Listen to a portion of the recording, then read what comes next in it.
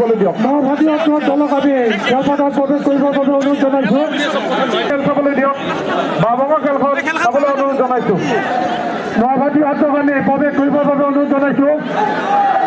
এটি দলক 5 মিনিটে সময় দিয়া হ'ব।